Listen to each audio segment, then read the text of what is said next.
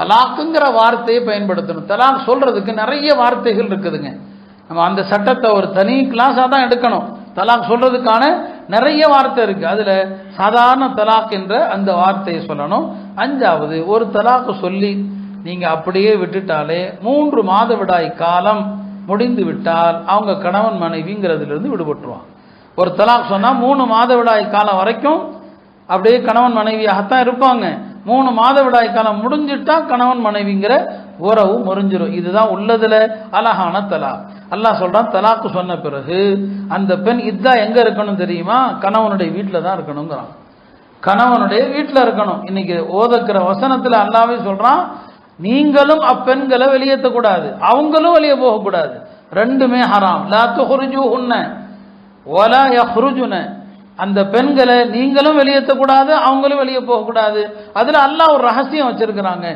கணவனோடு வாழ்ந்த வீட்டில் தான் இதா இருக்கணும். அல்லாஹ் சும்மா சொல்லுவானா என்ன? அப்ப ரப்புடைய இந்த சட்டத்தை நம்ம யாராவது மதிக்கிறோமா என்ன? அடுத்து என்ன? அந்த பெண்ணுக்கான நஃபகா, அதாவது இத்தாகால ஜீவனாம்சத்தை கொடுக்கணும். அடுத்து என்ன? நான் சுருக்கமா வர்றேன்.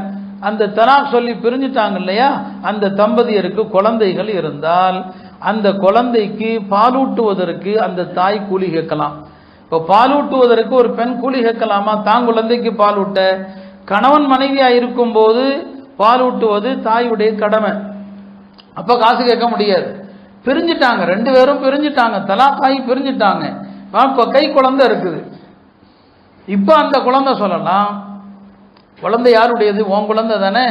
யார்? அந்த முன்னாள் கணவனை பார்த்து சொல்லலாம், இந்த குழந்தைக்கு நான் பால் ஊட்டணும்னு சொன்னா எனக்கு நீ கூலி கூடுன்னு கேட்கலாம். இது எப்பங்க? தலாக்கெல்லாம் முடிஞ்சு இதா முடிந்த பிறகு அந்த பெண் பால் ஊட்டுவதற்கு என்ன கேட்கலாம்? கூலி கேட்கலாம். அதை பத்தி இந்த சூரா பேசுது. எல்லாவற்றுக்கும் மேலாக தம்பதியர் பிரிஞ்சுட்டாங்க, குழந்தைகள் இருந்தா அந்த குழந்தைகளை யார் வளர்க்கணும்?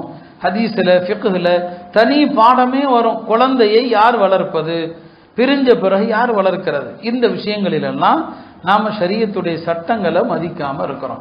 அல்லாஹ் இந்த சட்டங்களுக்கு என்ன பேர் சொல்றான் தெரியுமா? ஹுதூதுல்லாஹ். இவைகள் அல்லாஹ் ஏற்படுத்திய வரம்புகள்.